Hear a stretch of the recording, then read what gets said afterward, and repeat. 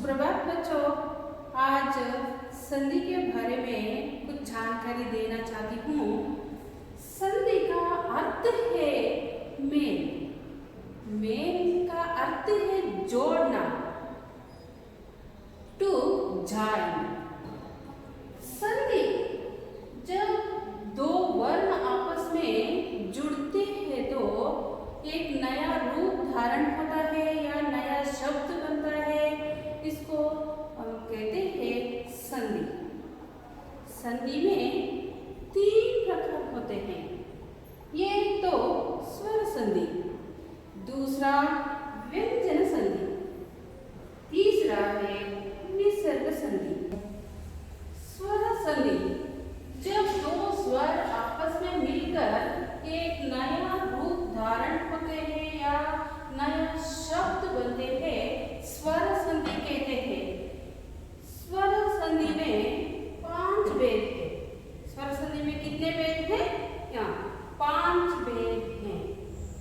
दीर्घ संधि, गुण संधि, वृद्धि संधि, यण संधि, आयादी संधि।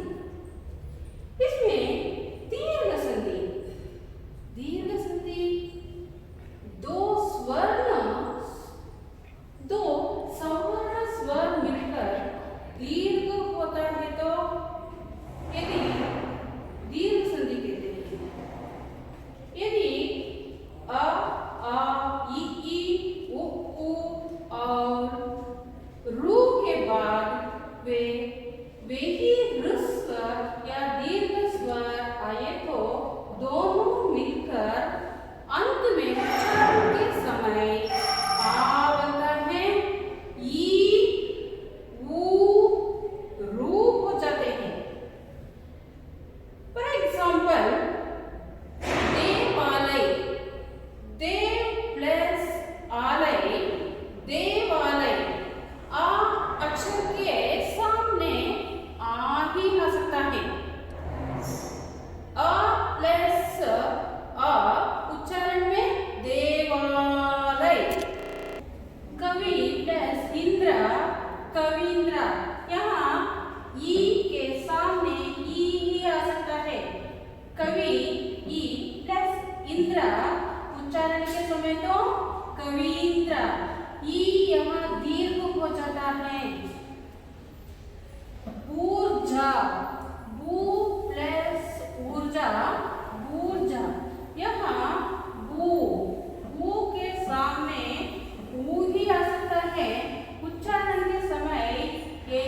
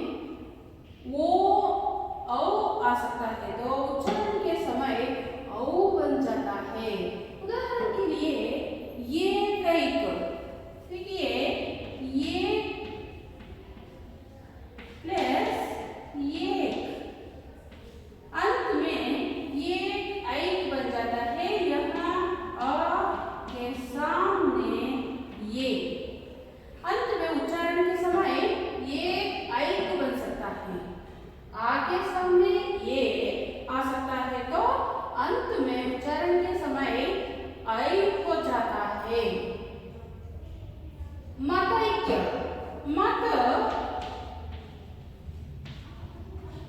प्लस ऐक्य,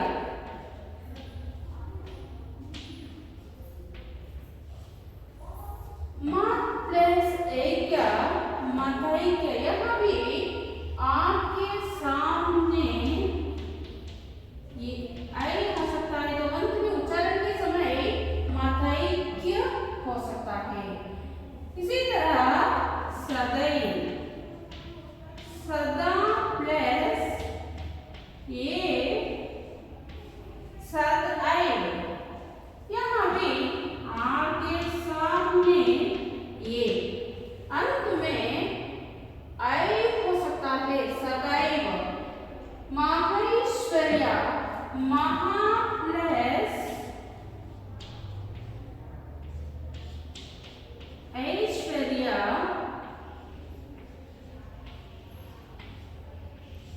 माहेश्वर्या, यहाँ भी आपके सामने है आ सकता है तो अंत में उच्चारण के समय है बन सकता है।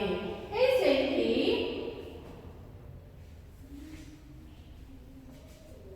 परमौषध, परम प्लस औषध, परम प्लस औषध, परम औषध, यहाँ आगे सामने वो आ सकता है, लेकिन उच्चारण के समय तो औ बन जाता है। नेक्स्ट वनौषध, वन प्लस औषध, वनौषध, आगे सामने वो आ सकता है तो अंत में औ बन जाता है, वनौषध। चौथा है यन संधि। यदि ई उ और रू के बाद कोई भिन्न स्वराक्षर आ सकता है तो, और कोई भिन्न स्वर कौन कौन सा है? आ, वो, औ। इस स्वर आए तो ई का यू बनता है, उ का रू बनता है और रू का रू हो जाता है। इसको यन संधि कहते हैं। उदाहरण के लिए अत्यधिक, अति प्लस अधिक, यहाँ ई के बाद आ। हम सबको पता है स्वर संधि, दीर्घ संधि, गुण संधि, वृद्धि संधि में आ के बाद और कोई स्वर आ सकते थे, लेकिन यहाँ ई उ रू के बाद और कई स्वराक्षर आ सकता है तो यन संधि हो सकता है। उदाहरण के लिए अति प्लस अधिक, अत्यधिक, यहाँ पहले ही ई आ सकता है, उसके सामने आ स्वराक्षर हो सकता है तो उच्चारण के समय अत्यधिक होता है। यहाँ ई के बदले उच्चारण के समय यू बनता है। जैसे कि स्वागत, सु प्लस आगत, यहाँ ऊ के सामने, ऊ स्वराक्षर के सामने आ सकता है तो उच्चारण के समय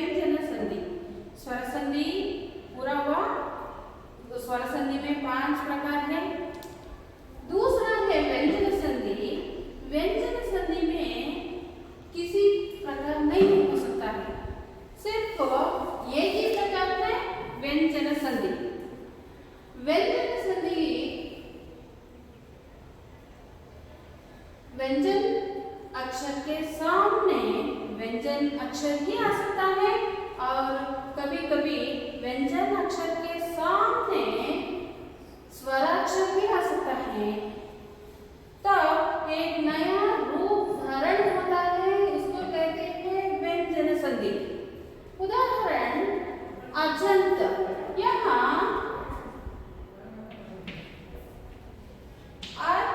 प्लस अंत अजंत। यहाँ देखिए व्यंजन अक्षर के सामने स्वराक्षर आ गया है। मैंने कहा सिर्फ कभी कभी आ सकता है, ज्यादा से ज्यादा व्यंजनाक्षर के सामने व्यंजनाक्षर ही आ सकता है। उदाहरण के लिए दिग्गज, दिग प्लस गज दिग्गज।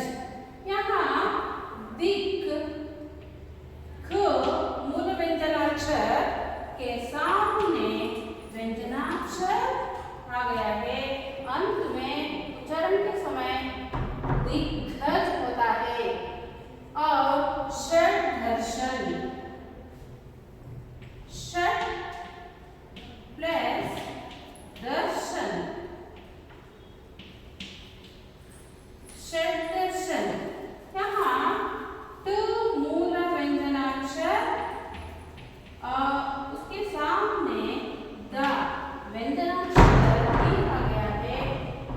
व्यंजनाक्षर के सामने व्यंजनाक्षर भी आ सकता है तो एक नया शब्द बनता है।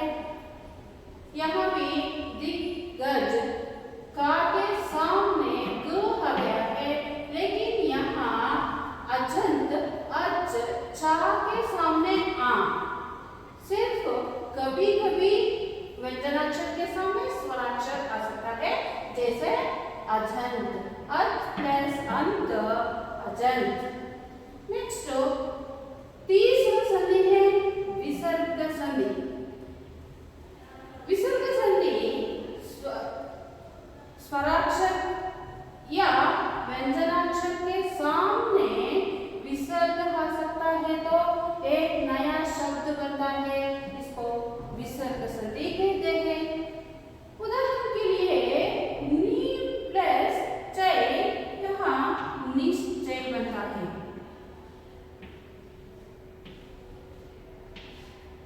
ऐसे ही दुर्गंध,